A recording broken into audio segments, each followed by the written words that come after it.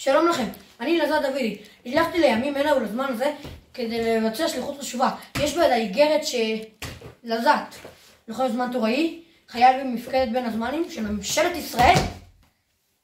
אוי, סליחה, פעם ראשונה שלי. אני רואה שגלי ההדף שלי פרקו לך את המטרומטר. מה זאת אומרת? יש את זה בכל בית. איפה שאני גר.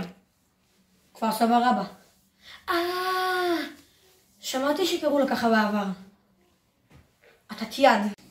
תפסיקו! משהו פה לא הגיוני ואני חייב להבין אותו. בבקשה, לאיזה שנה הגעתי? מה? אני השלחתי לבקר את התנא החשוב חוני המעגל.